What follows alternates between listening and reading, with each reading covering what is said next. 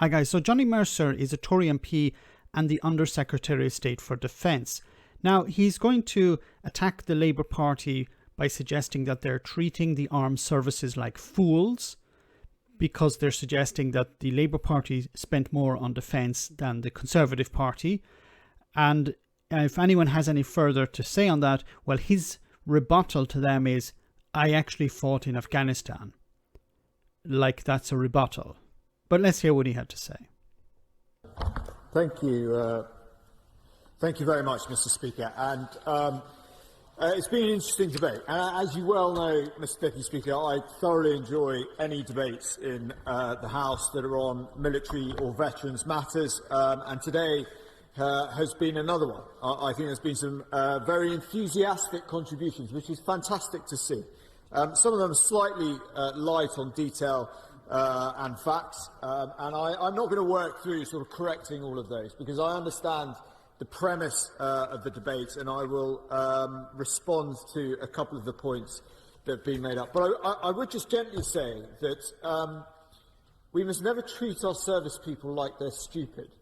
Yes, we should never treat our service people like they're stupid.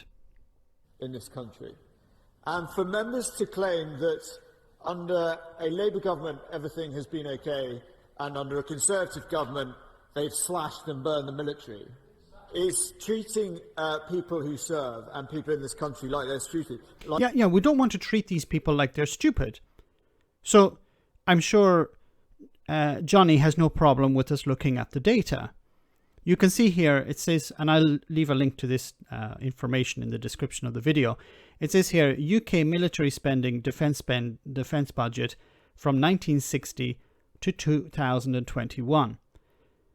And if we go down here, you can see, well, the Labour Party, when the Tories took over in 2010, well, if we look at percentage of GDP, it went down from 2.37% to 2.29%. And then the latest data is 2019, where it's 1.74%. Now, there was a bit of a jump in 2014 in real numbers, but the actual percentage of GDP in relation to GDP, it went down. So even if we were to say, well, let's just look at the real numbers, there are more years where it's lower than where it actually went up. So who is actually treating service personnel, people who serve in the armed forces, like fools? Like they're stupid. It is fundamentally untrue. There have been challenges all over the years, and the really uncomfortable and embarrassing truth for members who are so loud opposite is that I was actually fighting in compounds in Afghanistan when I was fighting in compounds in Afghanistan. This is a rebuttal to the fact that the Tories have cut military spending. What's also annoying here is that I found this information in a few seconds on Google. What is the point of having the Speaker of the House allow this MP to lie, this minister to lie? Why is he not stopped and said, wait a minute, can we check that? Actually, the data says the opposite. What is the point of all of this if the minister can sit there or stand there and lie? My right honourable friend was a minister in the department.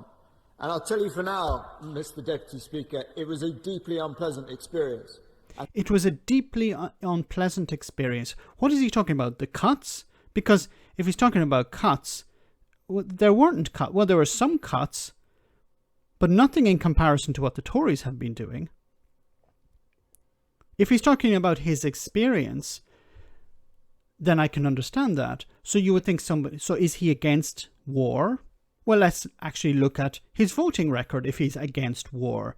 So it says here, he has consistently voted for military action against ISIL. Okay. He's a Brexiteer, consistently voted for replacing Trident with a new system.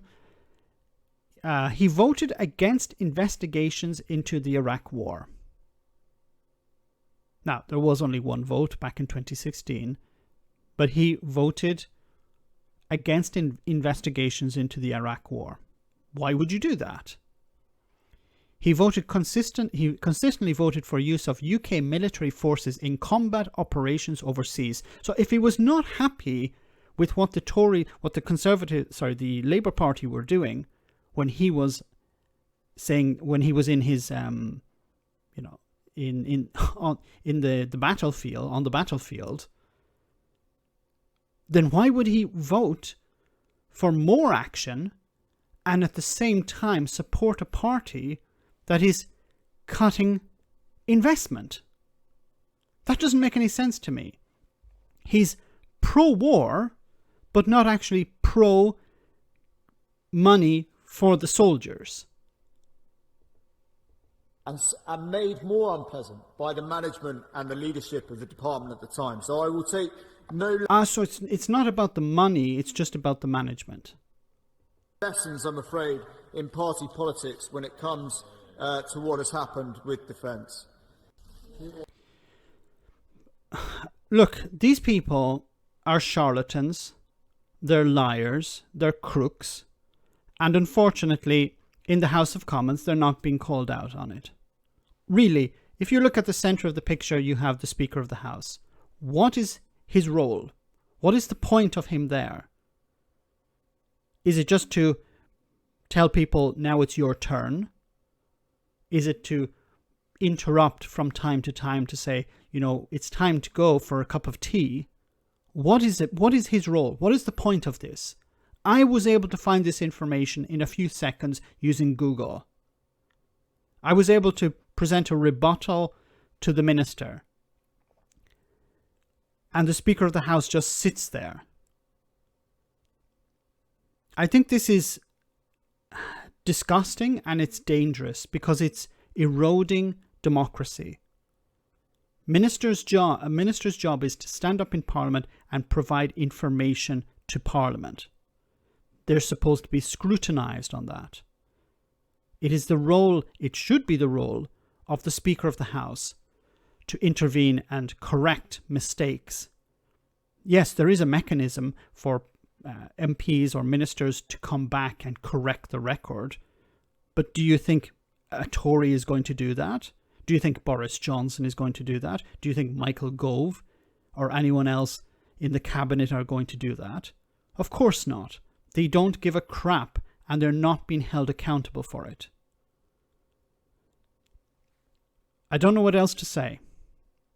This is just another example of an MP standing up and lying in Parliament and not being held accountable for it.